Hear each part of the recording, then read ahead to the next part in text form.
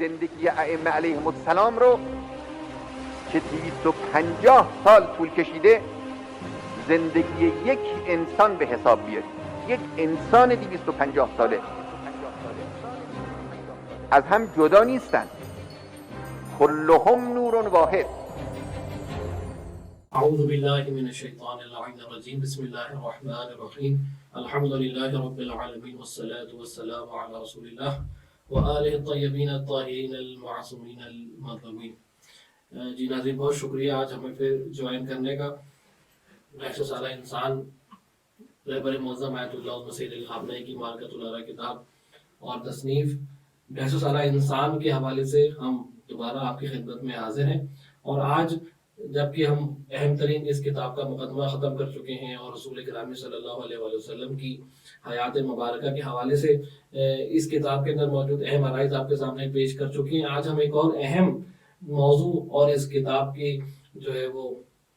مطالب آپ کی خدمت میں پیش کرنے کے لیے حاضر ہیں کہ جو امیر المومنین علی ابن ابی طالب علیہ السلام کا باب ہے، کہ جس کے اندر رہبر معظم نے امام علی علیہ السلام، امیر المومنین علی ابن ابی طالب علیہ السلام کی حیات مبارکہ کے اہم نکات وہ بہت ہی خوبصورت انداز میں مومنین کے سامنے پیش کیا ہے کہ تاکہ مذہب علی کے چاہنے والے، مذہب علی کے پیروکار امیر المومنین کی حیات طیبہ سے بہترین طور سے آشنائی حاصل کر سکیں اور ان کی سیاسی اور اجتماعی جدوجہد کے حوالے سے جو ضروری نکات ہیں ان کو اپنے ذہن میں جو ہے وہ ذہن نشین کر سکیں اور ان کو اپنی حیات اور ان کو اپنی زندگیوں کے اندر جو ہے وہ قابل عمل اور ان کے پیروکار، حقیقی پیروکار کے طور سے وہ ان پر عمل پیرا ہو سکے. سب سے پہلی جو بات انہوں نے رہبر معظم نے اس باب کے اندر، اس فصل کے اندر بیان کی ہے، اس میں وہ امامت کا مفہوم جو ہے وہ بیان کرتے ہیں کہ امامت کا مفہوم کیا بیان کرتا ہے، امامت کے مفہوم سے کیا مراد ہے، اس کی حقیقی تعریف کیا ہے. یہاں پر رہبر معظم فرماتے ہیں کہ امامت کا جو مفہوم ہے اس سے مراد ہے کہ اسلامی معاشرے کی یا انسانی معاشرے کی مطلوبہ جو ہے مسئولیت، اسلامی معاشرے کی مطلوبہ نظام حکومت چلانے کا جو نسخہ ہے اس کا نام ہے امامت. اور یہ جو امامت ہے یہ دوسرے مکاتب انسانی کے مقابلے پر ہے کہ جو جن کا نظام حکومت جو ہے مختلف شہوتوں کی بنیادوں پر یا انسانی خیالات کی بنیاد پر یا انسانی نظریات کی بنیاد پر یا انسانی کمزوریوں کی بنیاد پر جو ہے جن کا بنیاد نظام حکومت کی استوار ہے، کی امامت جو ہے ان کے مقابلے میں ہے. کیونکہ جو امامت کا نظام ہے وہ ہے الہی نظام کے، جس کے اندر جو حاکم اسلامی ہوتا ہے اسلامی معاشرے کا، اس کی ایک شرائط کچھ اس طرح بیان کی گئی ہے کہ اس کے اندر جو حاکم ہوتا ہے وہ خدا کی طرف سے اور رسول کی طرف سے متعین شدہ ہوتا ہے، خدا کی طرف سے متعین شدہ ہوتا ہے. فیض الہی اس کے اندر جو ہے اس کے ساتھ جو ہے شامل حال ہوتا ہے، اس کے دل پر فیض الہی لبریز ہو رہا ہوتا ہے، نازل ہو رہا ہوتا ہے، اور اس کی جو ایمان افروز نگاہیں ہیں وہ فیض الہی سے جو ہے وہ بھرپور طور سے جو ہے وہ فیضیاب ہو رہی ہوتی ہیں. اسی طرح معرف دین سے آشنائی رکھتا ہے اور اس کے ساتھ ساتھ عملی ان معرف دین کو عملی طور سے معاشروں کے اندر پیادہ کرنے کی صلاحیت بھی رکھتا ہے، عملی طور سے ان کو اجرا کرنے کی صلاحیت بھی رکھتا ہے. اور اس کے ساتھ ساتھ جو ہے اپنی خواہشات نفسانی سے آزاد ہوتا ہے، ذاتی خواہشات کا ذرا بھی اس کے اندر کوئی میل اور خواہش نہیں پائی جاتی. اسی طرح انسانی سعادت جو ہے اس کے لیے اہم ہوتی ہے، بشریت کی سعادت، انسانیت کو اس کے حقیقی مقام تک پہنچانا اس امام کی آرزو ہوتی ہے، اس رہبر جامع اسلامی، اس اسلامی معاشرے کی رہبر کی آرزو ہوتی ہے. اسی لیے جو امامت ہے اس کی تعریف جو ہے، اگر ہم اس کی تعریف کو دیکھیں یا اس کے مفہوم کو دیکھیں تو اس میں سب سے زیادہ چیز جو جھلک رہی ہے وہ سیاسی رہبریت ہے، ایک معاشرے کی سیاسی قیادت ہے. حالانکہ رسول کرام صلی اللہ علیہ وآلہ وسلم کی زندگی کے بعد جو اسلامی مذہب جو تھا، مذہب اسلام کے اندر مختلف فرقے جو ہیں وجود میں آئے تو ان کی اہم ترین جو بحث تھی، اہم ترین وجہ جو تھی وہ تھی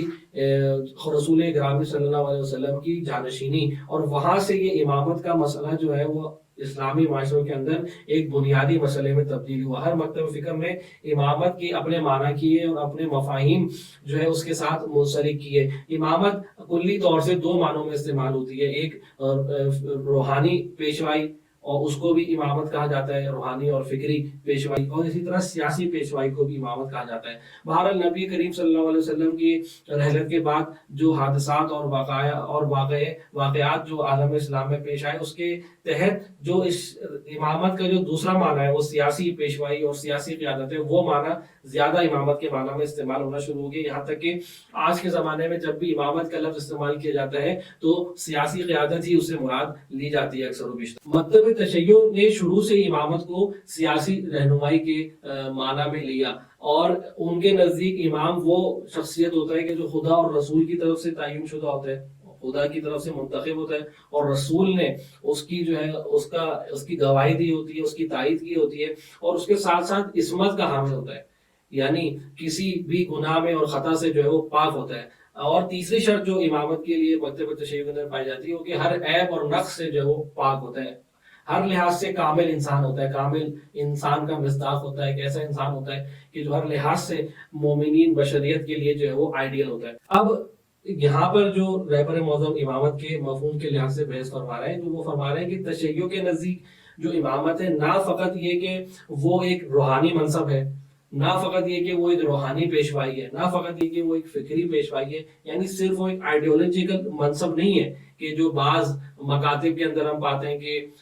فلاں امام یا فلاں شخصیت کو امام کے نام سے یاد کیا جاتا ہے صرف اس لیے کہ وہ ایک روحانی مقام کے حامل ہیں، یا ایک دانشور شخصیت ہیں، یا ایک فقیہ مکتب کے جو ہے وہ رئیس ہیں یا مسئول ہیں، نہیں، بلکہ تشیع میں یہ بھی معنی ہے امام کا، اس کے ساتھ ساتھ جو معنی ہے امام کا وہ ہے سیاسی رہبریت، سیاسی قیادت۔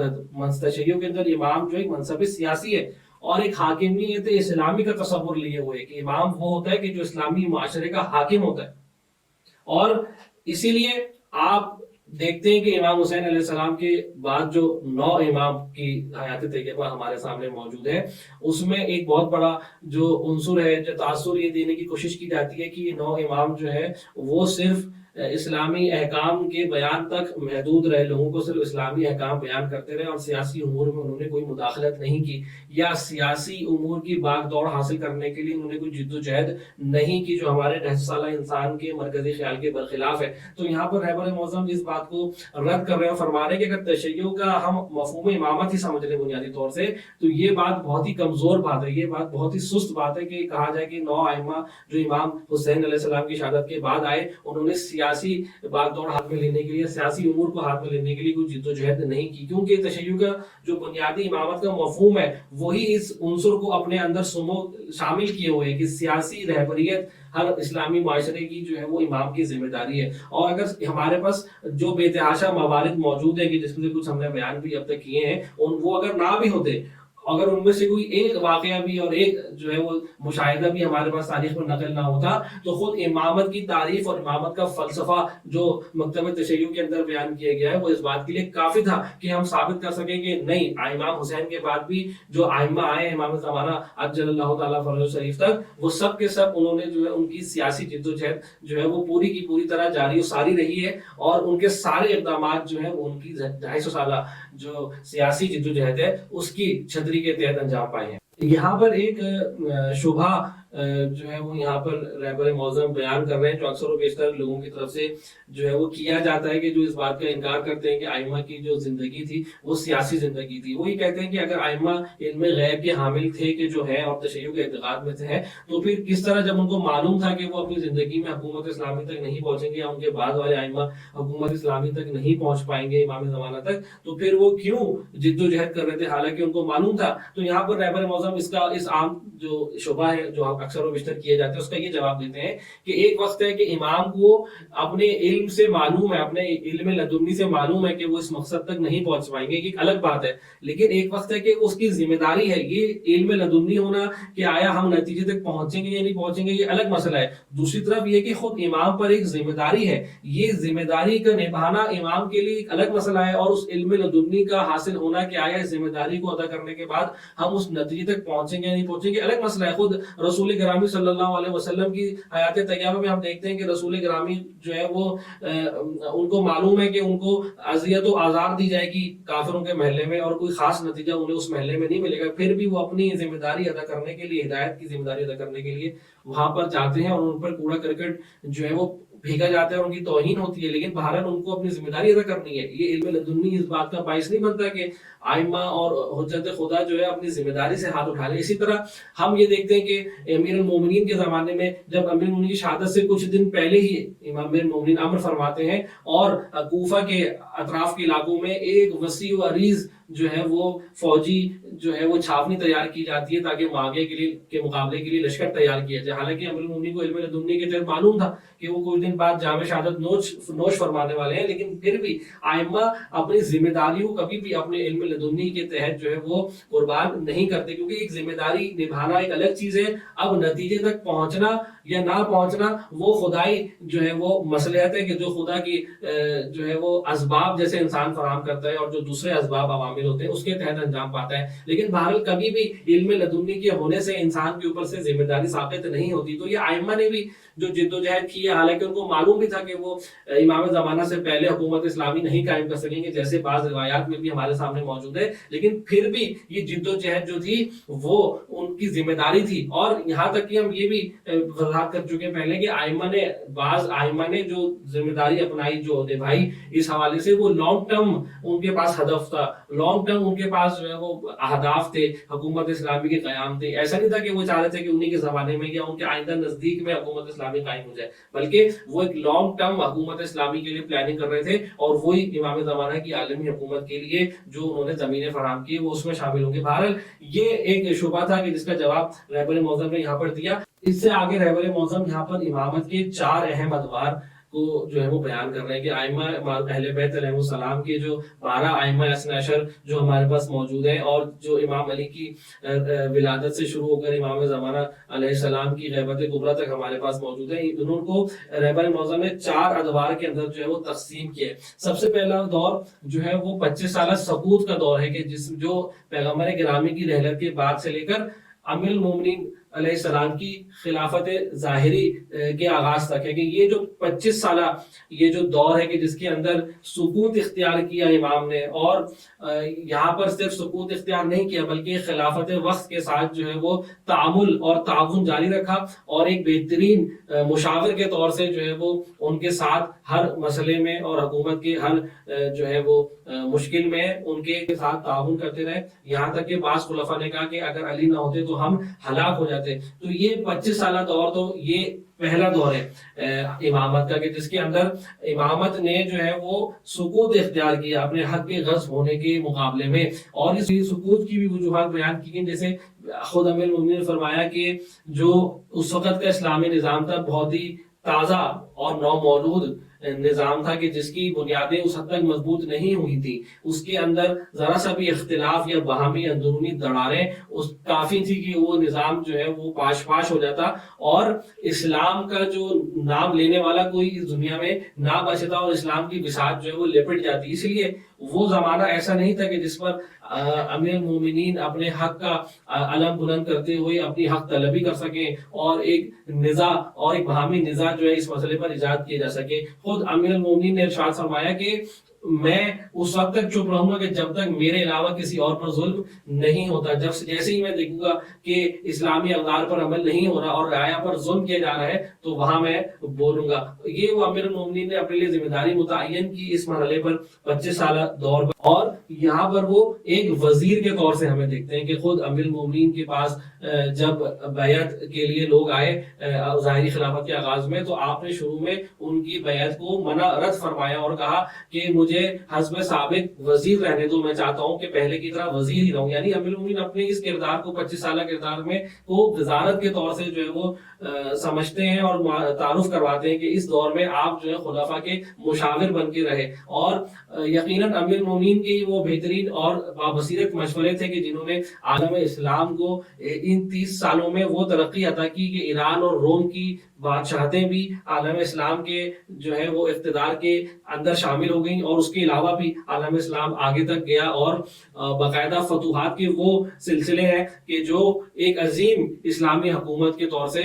تبدیل ہو چکے تھے. یہ جو پہلا دور تھا. اس کے بعد دوسرا دور جو ہے وہ امامت کی اقتدار کا دور ہے اور وہ ہے 4 سال اور 9 مہینے کے، جس کے اندر 4 سال 3 مہینے امیر المومنین کی خلافت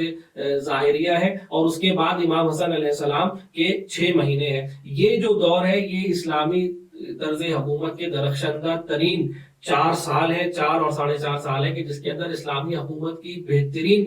جو ہے وہ طرز عمل ہمیں دکھائی دیتا ہے، اسلامی حکومت کا بہترین مصداق جو ہے وہ لوگوں کے سامنے موجود ہے، کہ جس کی مختلف خصوصیات یہاں پر رہبر معظم ارشاد فرما رہے ہیں، کہ جیسے